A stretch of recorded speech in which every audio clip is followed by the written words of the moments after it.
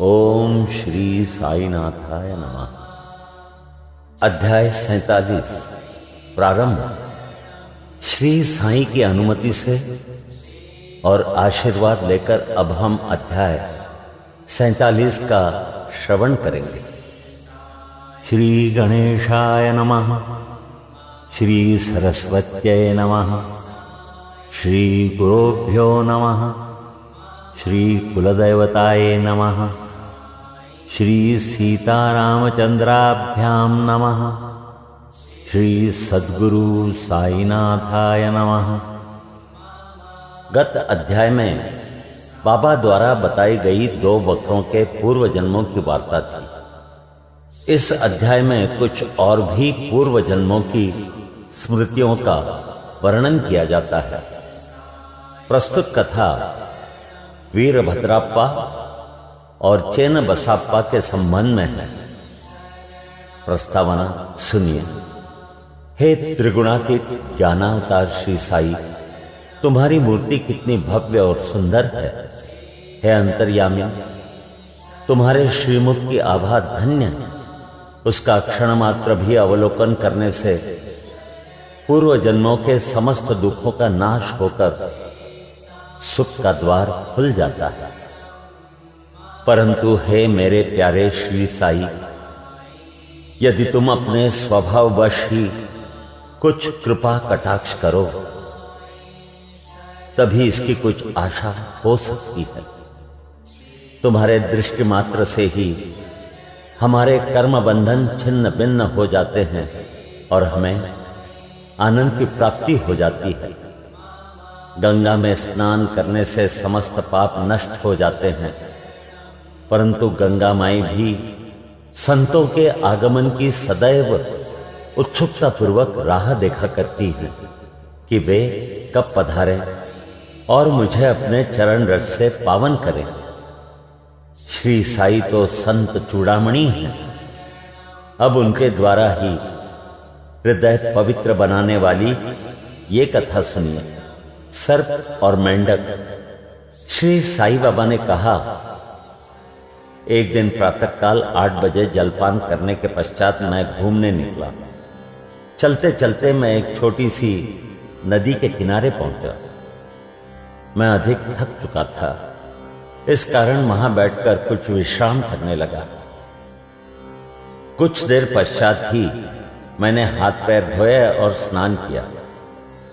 तब कहीं मेरी थकावट दूर हुई और मुझे कुछ विश्रांति का अनुभव होने लगा।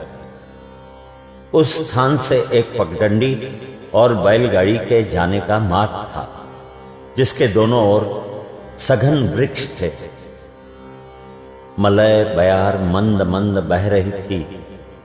मैं चिलम भर ही रहा था कि इतने में मेरे कानों में एक मेंढक की बुरी तरह टर्राने की आवाज पड़ी। मैं चकमक सुलगा ही रहा था कि इतने में एक यात्री वहां आया और मेरे समीप आकर उसने मुझे प्रणाम किया और घर पर पधारकर भोजन तथा विश्राम करने का आग्रह किया। उसने चिलम सुलगाकर मेरी ओर पीने के लिए बढ़ाई। मेंढक के टर्राने की आवाज सुनकर वो उसका रहस्य जानने के लिए उत्सुक हो उठा। मैंने उसे बताया कि एक मेंढक कष्ट में है, जो अपने पूर्व जन्म के कर्मों का फल भोग रहा है। पूर्व जन्म के कर्मों का फल इस जन्म में भोगना पड़ता है, अतः अब उसका चिल्लाना व्यर्थ है। एक कष्ट लेकर उसने चिलम मेरी ओर बढ़ाई। थोड़ा देखो तो आखिर बात क्या है। ऐसा कहकर वो उधर जाने लगा। मैंने उसे बतलाया कि एक बड़े सांप ने एक मेंढक को मुंह में दबा लिया है, इस कारण वो चिल्ला रहा है। दोनों ही पूर्व जन्म में बड़े दुष्ट थे और अब इस शरीर में अपने कर्मों का फल भोग रहे हैं। आगंतुक ने घटना स्थल पर जाकर देखा कि सचमुच एक बड़े सर्प ने एक बड़े मेंढक को मुंह में दबा रखा है। उसने वापस आकर मुझे बताया कि लगभग घड़ी 2 घड़ी में ही सांप मेंढक को निगल जाएगा। मैंने कहा नहीं, यह कभी नहीं हो सकता। मैं उसका संरक्षक पिता हूं और इस समय यहां उपस्थित हूं। फिर सर्प की क्या सामर्थ्य है कि मेंढक को निगल जाए? क्या मैं व्यर्थ ही यहां बैठा हूं? देखो, मैं अभी उसकी किस प्रकार रक्षा करता हूं। दोबारा चिलम पीने के पश्चात हम लोग उस स्थान पर गए। आगंतुक डरने लगा और उसने मुझे आगे बढ़ने से रोका कि कहीं सांप आक्रमण न कर दे। मैं उसकी बात की उपेक्षा कर आगे बढ़ा और दोनों से कहने लगा कि अरे वीरभद्रप्पा, क्या तुम्हारे शत्रु को पर्याप्त फल नहीं मिल चुका है जो उसे मेंढक की और तुम्हें यह सर्प की योनि प्राप्त हुई है? अरे अब तो अपना वैमनस्य छोड़ो, यह बड़ी लज्जाजनक बात है। अब तो इस ईर्ष्या को त्यागो और शांति से रहो। इन शब्दों को सुनकर सर्प ने मेंढक को छोड़ दिया और शीघ्र ही नदी में लुप्त हो गया। मेंढक भी कूदकर भागा और झाड़ियों में जा छिपा। उस यात्री को बड़ा अचंभा हुआ। उसकी समझ में न आया कि बाबा के शब्दों को सुनकर सांप ने मेंढक को क्यों छोड़ दिया और वीरभद्रप्पा व चेन बसापा कौन थे? उनके वैमनस्य का कारण क्या था? इस प्रकार के विचार उसके मन में उठने लगे। मैं उसके साथ उसी वृक्ष के नीचे लौट आया और धूम्रपान करने के पश्चात उसे उसका रहस्य सुनाने लगा। मेरे निवास स्थान से लगभग 4 मील की दूरी पर एक पवित्र स्थान था जहां महादेव का मंदिर था। मंदिर अत्यंत जीर्ण शीर्ण स्थिति में था, सो वहां के निवासियों ने उसका जीर्णोद्धार करने के हेतु कुछ चंदा इकट्ठा किया। पर्याप्त धन एकत्रित हो गया और वहां नित्य पूजन की व्यवस्था कर मंदिर के निर्माण की योजनाएं तैयार की गई। एक धनाढ्य व्यक्ति को कोषाध्यक्ष नियुक्त कर उसको समस्त कार्य की देखभाल का भार सौंप दिया गया। उसको कार्य, व्यय आदि का यथोचित विवरण कर ईमानदारी से सब कार्य करना था। सेठ तो उच्च कोटि का कंजूस था। उसने मरम्मत में अत्यंत अल्प राशि व्यय की। इस कारण मंदिर का जीर्णोद्धार भी उसी अनुपात में हुआ। उसने सब राशि व्यय कर दी तथा कुछ अंश स्वयं हड़प लिया और उसने अपनी गांठ से 1 पाई भी व्यय न की। उसकी वाणी अधिक रसीली थी, इसलिए उसने लोगों को किसी प्रकार समझा बुझा लिया और कार्य पूर्ववत ही अधूरा रह गया। लोग फिर संगठित होकर उसके पास जाकर कहने लगे, सेठ साहब, कृपया कार्य शीघ्र पूर्ण कीजिए।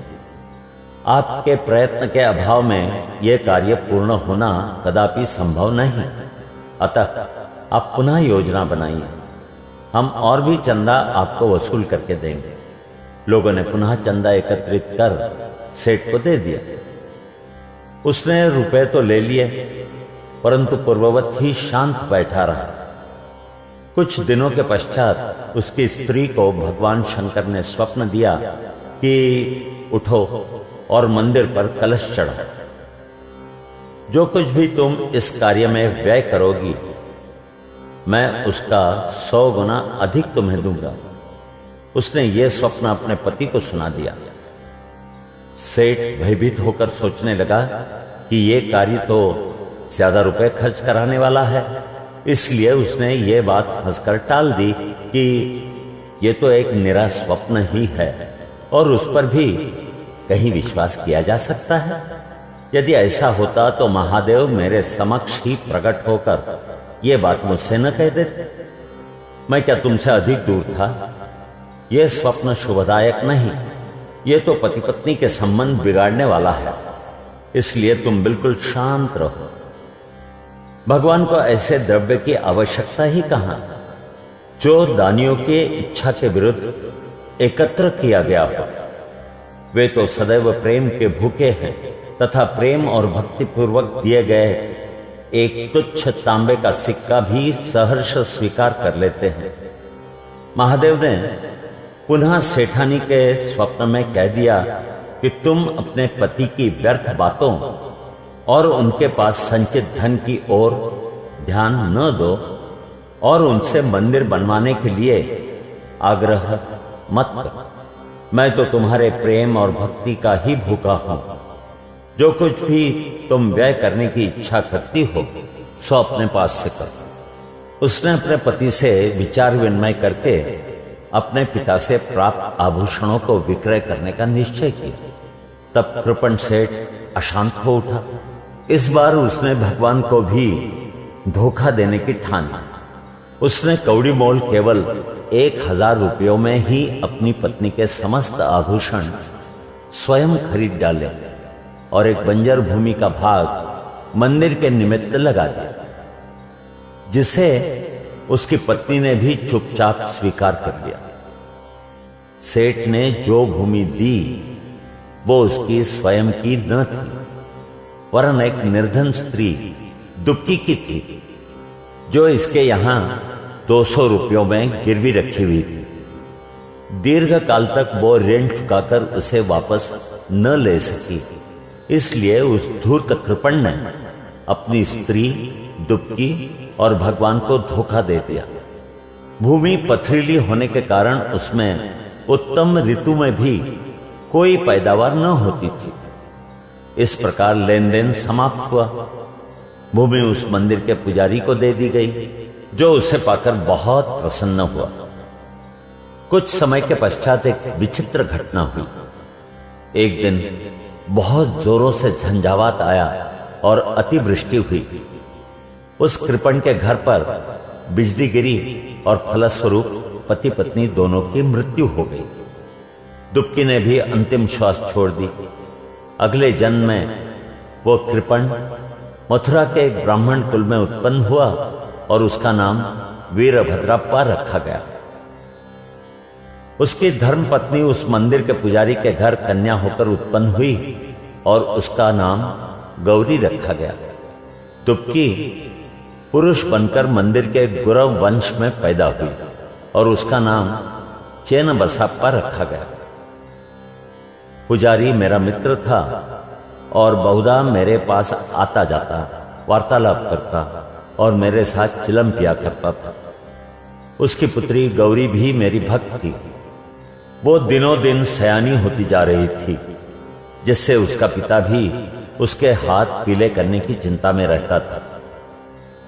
मैंने उससे कहा कि चिंता की कोई आवश्यकता नहीं, वर स्वयं तुम्हारे घर लड़की की खोज में आ जाएगा। कुछ दिनों के पश्चात ही उसी जाति का वीरभद्रप्पा नामक एक युवक भिक्षा मांगते मांगते उसके घर पहुंचा। मेरी सम्मति से गौरी का विवाह उसके साथ संपन्न हो गया। पहले तो वो मेरा भक्त था, किंतु अब वो कृतघ्न बन गया। इस नूतन जन्म में भी उसकी धन तृष्णा नष्ट न हुई। उसने मुझसे कोई उद्योग धंधा सुझाने को कहा, क्योंकि इस समय वो वैवाहिक जीवन व्यतीत कर रहा था। तभी एक विचित्र घटना हुई। अचानक ही प्रत्येक वस्तुओं के भाव ऊंचे चढ़ गए। गौरी के भाग्य से जमीन की मांग अधिक होने लगी और समस्त भूमि 1 लाख रुपयों में आभूषणों के मूल्य से 100 गुना अधिक मूल्य में बिक गए। ऐसा निर्णय हुआ कि 50,000 रुपये नगद और 2,000 रुपये प्रतिवर्ष किस्त पर चुकता कर दिए जाए। सबको यह लेन देन स्वीकार था, परंतु धन में हिस्से के कारण उनमें परस्पर विवाद होने लगा। वे परामर्श लेने मेरे पास आए और मैंने कहा कि यह भूमि तो भगवान की है, जो पुजारी को सौंपी गई थी। इसकी स्वामिनी गौरी ही है और 1 पैसा भी उसकी इच्छा के विरुद्ध खर्च करना उचित नहीं तथा उसके पति का इस पर कोई अधिकार नहीं है। मेरे निर्णय को सुनकर वीरभद्रप्पा मुझसे क्रोधित होकर कहने लगा कि तुम गौरी को फुसलाकर उसका धन हड़पना चाहते हो। इन शब्दों को सुनकर मैं भगवत नाम लेकर चुप बैठ गया। वीरभद्र ने अपनी स्त्री को पीटा भी। गौरी ने दोपहर के समय आकर मुझसे कहा कि आप उन लोगों के कहने का बुरा न मानो, मैं तो आपकी लड़की हूं, मुझ पर कृपा दृष्टि ही रखें। वो इस प्रकार मेरी शरण में आई तो मैंने उसे वचन दे दिया कि मैं 7 समुद्र पार भी तुम्हारी रक्षा करूंगा। तब उस रात्रि को गौरी को एक दृष्टांत हुआ। महादेव ने आकर कहा कि यह सब संपत्ति केवल तुम्हारी है और इसमें से किसी को कुछ न दो। चेन्नबसप्पा की सलाह से कुछ राशि मंदिर के कार्य के लिए खर्च करो। यदि और किसी भी कार्य में तुम्हें खर्च करने की इच्छा हो तो मस्जिद में जाकर बाबा के परामर्श से करो। गौरी ने अपना दृष्टांत मुझे सुनाया और मैंने इस विषय में उचित सलाह भी दी।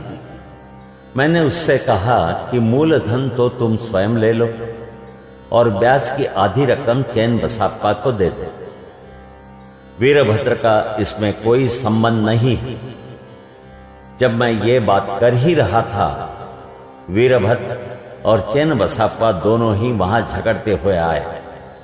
मैंने दोनों को शांत करने का प्रयत्न किया तथा गौरी को हुआ महादेव का स्वप्न भी सुनाया। वीरभद्र क्रोधित उन्मत्त हो गया और चेन्नबसप्पा को टुकड़े टुकड़े कर मार डालने की धमकी देने लगा। चेन्नबसप्पा बड़ा डरपोक था। वो मेरे पैर पकड़कर रक्षा की प्रार्थना करने लगा। तब मैंने शत्रु से उसका छुटकारा करा दिया। कुछ समय पश्चात ही दोनों की मृत्यु हो गई। वीरभद्र सर्प बना और चेन्नबसप्पा मेंढक। चेन्नबसप्पा की पुकार सुनकर और अपने पूर्व वचन की स्मृति करके यहां आया और इस तरह से उसकी रक्षा कर मैंने अपने वचन पूर्ण किए। संकट के समय भगवान दौड़कर अपने भक्त के पास जाते हैं। उसने मुझे यहां भेजकर चेन्नबसप्पा की रक्षा कराई। यह सब ईश्वरीय लीला ही है। शिक्षा। इस कथा की यही शिक्षा है कि जो जैसा बोता है वैसा ही काटता है, जब तक कि भोग पूर्ण नहीं होता। पिछला ऋण और अन्य लोगों के साथ लेन देन का व्यवहार जब तक पूर्ण नहीं होता तब तक छुटकारा भी संभव नहीं है। धन तृष्णा मनुष्य का पतन कर देती है और अंत में इससे ही वो विनाश को प्राप्त होता है। यहां हमारा अध्याय 47 समाप्त होता है। श्री सद्गुरु साईनाथार्पणमस्तु। शुभम भवतु।